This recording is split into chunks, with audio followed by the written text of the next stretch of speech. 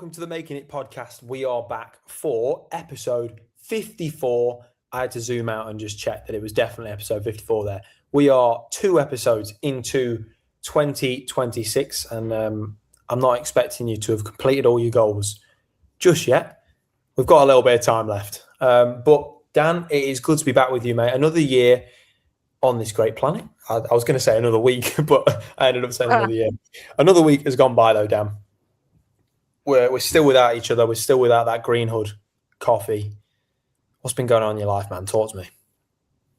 I'm back in Newcastle. For those watching, you'll be able to see I'm back in my bedroom in Newcastle, and the transition is always a funny one, as we discussed. But I'm here now, and it is always nice to be back. Last week was good. Final week at home. Saw a couple friends. Did a few shifts in the pub. Got to spend some good time with family before going back, and it's nice to be back. And like we speak about, that transition point is always a nice time to reflect, and it is giving me the opportunity to realise, more and more I go home, I appear to be enjoying it more because I'm understanding my relationship with home more, and I embrace the people who I enjoy being around at home, and I spend more time just chilling out with family as opposed to going out of the house all the time and trying to do this, that, and the other. And it's nice. But being back in Newcastle it's a good experience. This morning, tried to do a morning walk. Get up before dawn. Saw it on Modern Wisdom, more free promotion. And I was supposed to be meeting Scarlett at 7:30 at the Bluebell pub just outside. And I got there for 7:30. She wasn't quite there just then, so I thought I'd walk her way, so I can see her on the way, go to her house, and I can find out, because I didn't bring my phone, I can find out whether she's coming or not, because she'll either be on the walk or she just wouldn't have left her house yet. Obviously, there's 2 routes to get there from her house. She took the other route, which is completely fine. So I've ended up walking one way. She's walked the other. I've then gone to her house. She went to my house to find me. And just from a bird's eye view, we were joking. It would have looked very funny. But as I said to you on a call this morning, I said, in a way, that's us arguing. One person has one perspective and the other has their own opinion on that. And you're almost going around in circles trying to find a solution that often isn't there when you're arguing. I once heard that when you argue with someone, it's just 2 people in fear. There's not really a present solution other than actually just trying to calm down. And then when these emotions have calmed themselves down, you can actually resolve the actual issue. I think whenever things go wrong, like this morning was supposed to be a nice morning walk, get up, start the week right, and it just went, no, you and Scarlett are just gonna go different ways, not find each other, and be a bit annoyed about it. I always think it's quite nice when you get out of it to kind of think, what did that teach me? And that's what it taught me. And I'm always trying to be more open-minded as we speak about. So yeah, it's nice to be back, and trying to break into new habits, such as that walk, such as not having my phone as much. And it's nice to be back. But how are you, Jamie? How's another week in Aussie been? Good, man. It's been Saturday was crazy hot. It was 43 degrees, which I'm pretty sure is like one of the hottest temperatures Sydney's ever had. So it's been hot. Working in that heat was not particularly fun, but all part of the experience, because today it's been pissing it down all day, as it does in the summer apparently. But no, it's been good. Been a very chilled out week. Hours have gone down with work because it's January, and it's kind of just adjusting to something different. I'm back applying for like 1 day a week jobs for Sundays, which is something new for me. So I'm not looking to leave the place I'm at. I absolutely love it. Just somewhere to work on a weekend for a bit of extra income, whether it's for January or whatever. But yeah, just trying out loads of different things, working on a new project, which I'm sure I'll be able to talk about in the next couple of weeks. And yeah, just trying to get my life going in the direction I want it to go to set up 2026. I've already said to you, I'm itching to get back into football coaching. I think I've accepted the reality that that's not going to happen while I'm out in Australia for this last part, which is also fine because it just gives me time to have a bit of fun, which I want the last 5 months to be just fun. I want to do more with my blogging. I want to get back on the content creation train. I'm really, really wanting to do it. And while I've been given this time in January to do that with less hours at work, I think I need to take the bull by the horns and just do it. Which leads me to something I was quite interested in and just kind of thought of just now, is using disadvantages to become your advantage. And, when you look at it on the face of it, Dan, reduced hours at work is pretty shit. You want more money, but you're paying your rent, you're paying your food, you can live. I'll have enough money for the week and I'll be very happy. It's a very quiet week for me this week. I've not got any planned parties or anything like that really, other than a pub crawl on Sunday. Maybe. But how can we as people harness that kind of shit, this is kind of annoying, but what good do I get out of it? How can we harness that more? And what's that kind of thinking called? Like positive outlook? Is that kind of what we're going for with that? I guess, yeah, looking at the glass half full as opposed to half empty and trying to look at the brighter side of things. And I'm always a bit conscious when I'm saying phrases like that because, a positive outlook is obviously a very good thing to have. However, we can't always be positive. And I think in those times where, let's say, the disadvantage has happened, my example earlier of going on the walk and it's not gone the way we wanted it to, and then finding the advantage of, okay, that almost symbolizes when me and Scarlett have an argument. Like, you can kind of learn a lesson from something. We didn't have an argument this morning, but if you were to zoom out and see us walking different ways, it's almost as if that's what it looks like, but in the flesh. And with you having less hours, it at first seems like a disadvantage, but what can you then do with more of your time? When something goes wrong in life, that's a disadvantage at first, but okay, that went wrong, but what could that mean for me? You could lose a football match, but you actually learn a lot from it.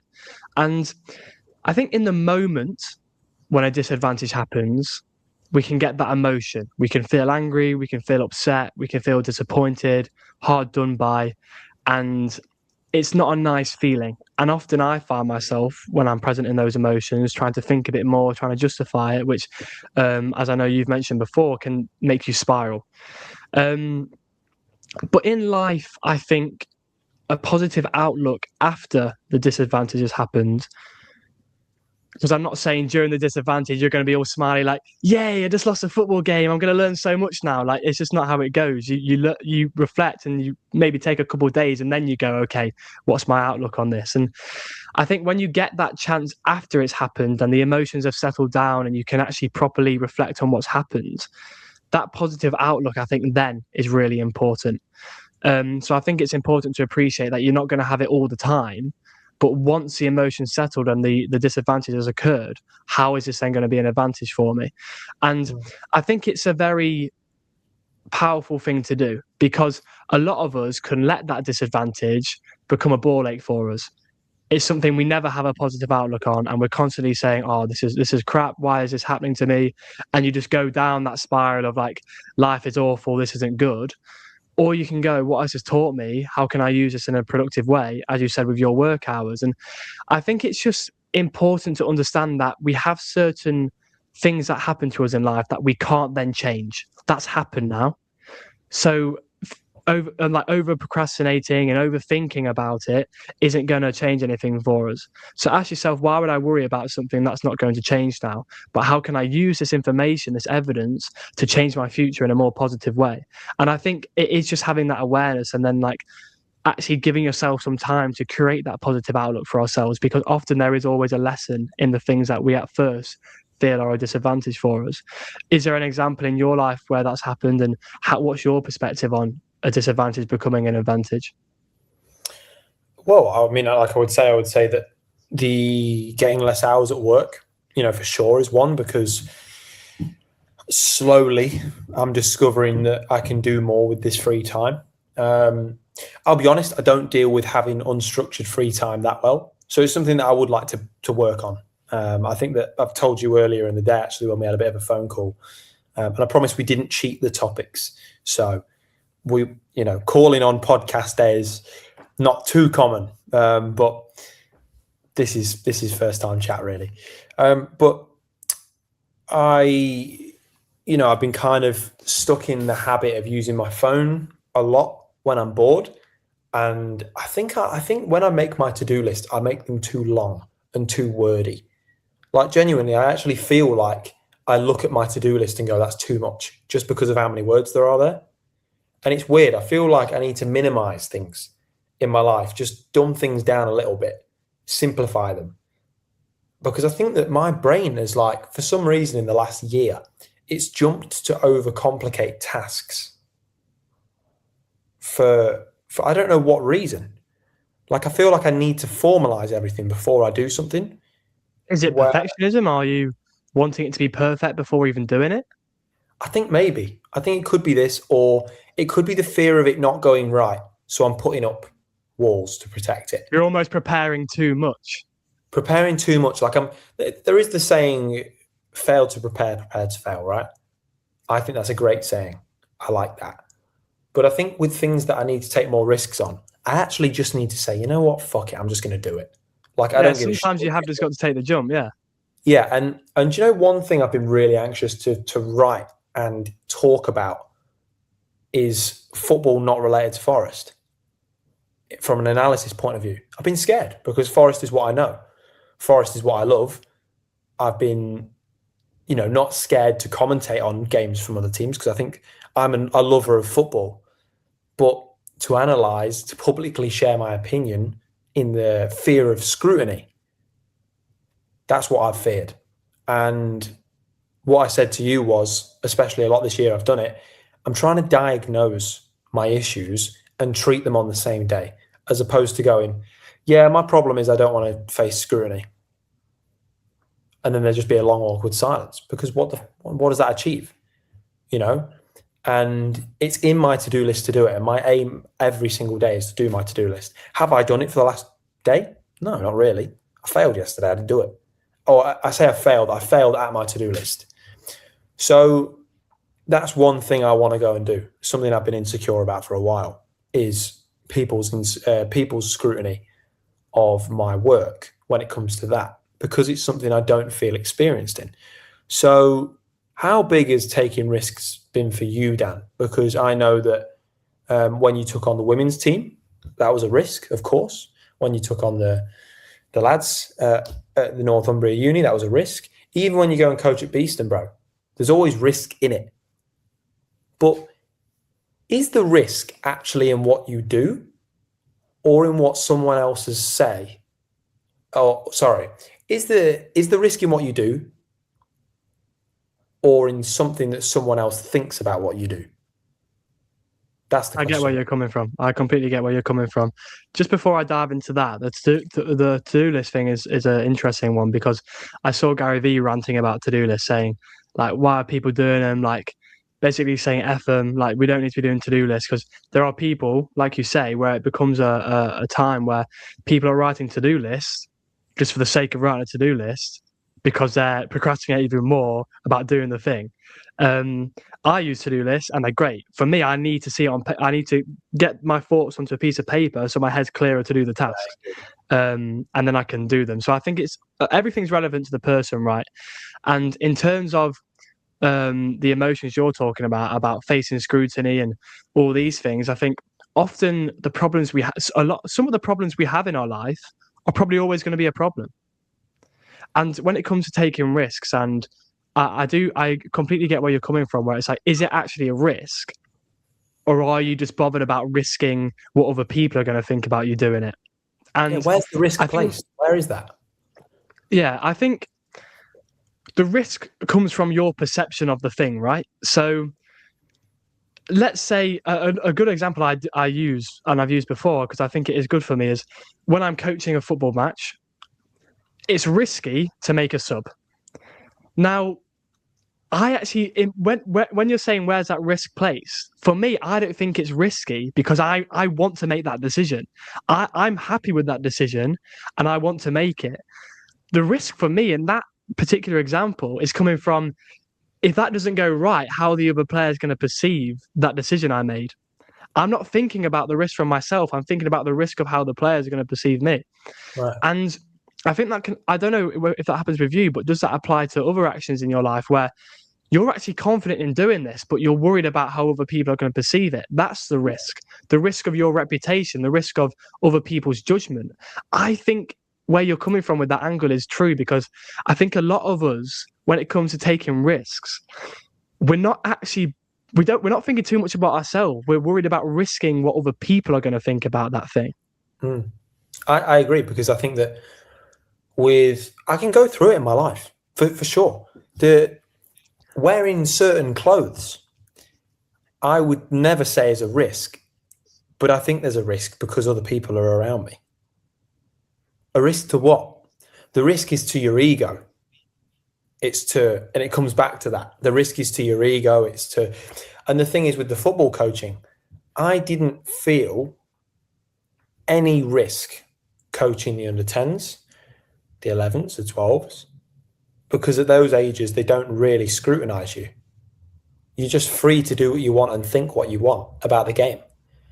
But it's when you get to the older age groups where they don't scrutinize you, they question what you mean by something, and then you second guess yourself and you go, well, usually I'm just saying what we do and we all just get on with it.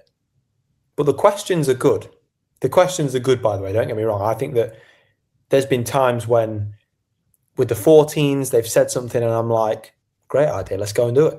Because you should be open-minded. I think from a football psychology perspective, Liam Rosenior, who's the new Chelsea manager, he spoke about like caretakers giving him opinions on the training ground. He listens to it. Because why shouldn't he? He's just a human being. And I think it's like, actually, I don't take risks because I'm scared of what someone else is going to say. And it's like, but then what's the point of a risk? A risk is personal to you. And it could impact someone, but it always comes through you, that risk. Always. Whether it's physical, anything. And I think for me, I'd like to, and I think it's really interesting we've come on to this. This is a really good topic, I think. But I'd be interested to know what you as a listener think, because it's definitely something I've always thought about, but I've never really been able to put it into words. So I think I've blown myself away a little bit with this. I'll be honest, I've blown myself away with this conversation. But I think the listener should definitely think about a time when they took a risk and it did become a reward. But also a time when they took a risk and it didn't quite work out. But why was that? And when you said about Liam Rosenior, how do you pronounce the second name? Rosenior. Yeah. And you said he's just a human being. I think, and you're talking about people questioning what you're doing and then you're second guessing yourself. I think that's where being humble and having humility plays a massive role. Because I remember in my first year coaching at Northumbria, when a player questioned something I did, I felt very insecure about it because I felt like I need to be right. This year, now having had that experience, whenever a player's questioned me, yes, you still get that natural feeling of like, oh, they've caught me out there, but also that's okay. Like, I'm not going to be a perfect coach. I'm sure there's been times when professional footballers or professional athletes have questioned their coach and they've gone, you're right. And I think that's where you've got to have humility. I think there's a lot of times where as a coach you can, and even as a person, you can apply this to any sense in life, you feel like you're in a position where you've got to be saying the right thing all the time. But if someone questions that, that's very, very good. That shows a lot about that person, but you're a team, you're a collective. I think I saw once that a basketball coach once came up to his players and went, I'm going to be honest with you lot, I don't know what to do. What are your guys' suggestions? And it's interesting being that role as a coach because you do make the decisions at the end of the day. But I think there's something humble in allowing yourself to take the opinions from the players, to understand that, yes, you make the decisions, but you are a collective, you are a team, and you've got to make your decisions based on the players. And Derek once sent it to me, like Pep Guardiola once said, we can't forget that football is about the players. And I think a lot of coaches overcoach and they want to constantly say, you need to be doing this, you need to be doing that. But the players are the ones on the pitch. At what point, where's their responsibility? And I think once you see it as a bit more of a holistic approach, it's a collective thing. I think you can be productive in that sense. But I think you also, in those sort of roles in life, you also have to understand that these things are your responsibility. But that doesn't need to be the decisions. That needs to be in the environment, the culture. that's when things go wrong. You know, you look at a club like Man United, that's probably more of a culture thing, really.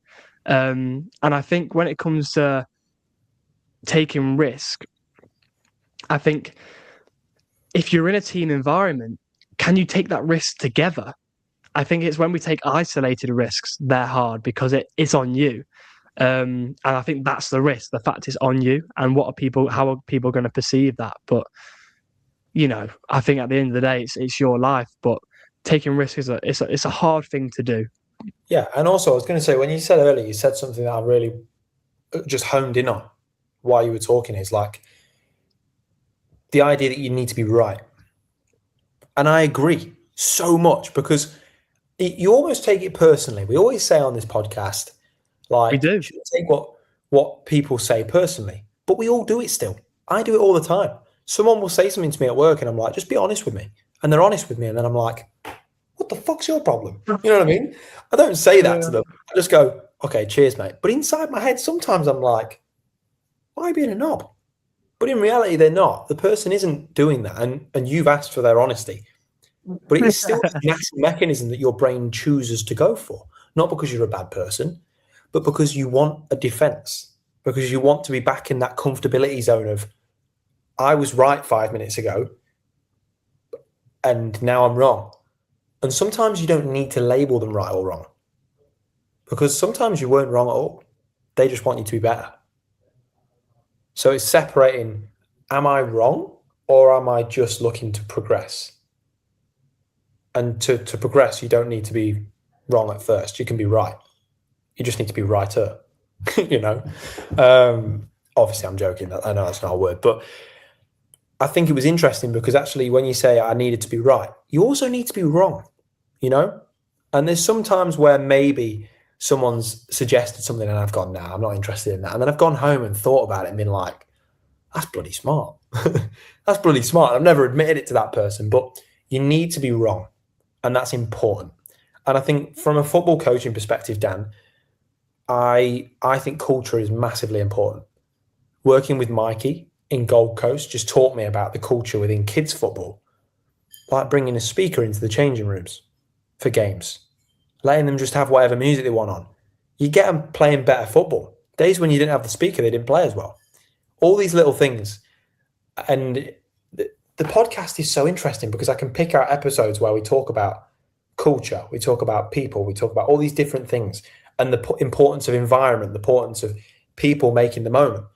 And like all these things, they just tie into one when it comes to making that tight-knit culture within a football team. And I think it's just an amazing approach when you can just take a step back and be like, I actually want to be wrong sometimes. Don't go and make your sessions and make them wrong on purpose. That's not what we're saying. Do things to the best of your ability and still look to be wrong. Because when you're wrong, there's only one way up from that. You know, and I think when you're in such a subjective field like football, keep doing your thing, because people are just going to add layers of advice, experience, love, care, support, all of it onto what you do. And it just makes it better. And I think that I'm going to come out of this podcast and take more risks. In fact, Dan, I don't even know why, but when you were saying all this, I was writing down in my notepad and my little pucker pad that I've got next to me, an idea that I've had for making it for a while. And I've kind of been nervous to do it because I'm like, I don't know what Dan would think, but I'm just going to do it. So after this episode, you're all going to get to see what I'm talking about. But Dan, is there something that in 2026, we can look back at this episode and say, he took that risk? Is there something you're going to do this year where you are just going to take that risk? I think that's a really good question, actually. Before I go into that, I just wanted to add to what you were saying, which was when we are wrong, I think it's also very important to hold our hands up and say we're wrong. Because you can't escape the truth or what's the fact. If you're wrong, you're wrong. Don't try and be right, you know? And I think football is just a very good example. I think sport's a great example of when even the best are wrong a lot. You know, there's very rare you have an invincible team. Can I just ask one question, Daniel? So just to jump in, I want to actually get something deeper in it then, in this, because football, like I say, is subjective. So how do you distinguish between what is wrong and what is just progress in a subjective field? Well, I think they both go hand in hand. I think when something's wrong, that's where the progress comes from. Right. Because you learn that lesson. And, you know, sport's a great example because even the best will lose a lot. No one wants to lose, but in a way you have to. When we got battered by the Force 7-0, no one liked it. I hope no one liked it. But we learned from that moment, we thought, okay, our way of playing is not as clear as we want it to be. Let's make it clearer.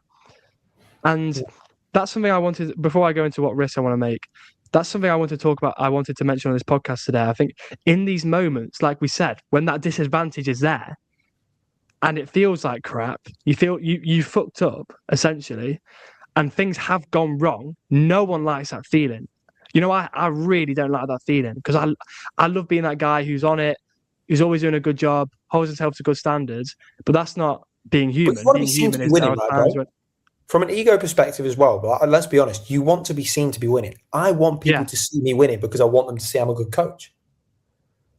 And that's why social media is so awful at times, because it makes everyone look like they're winning when that person is probably still in their pants in bed.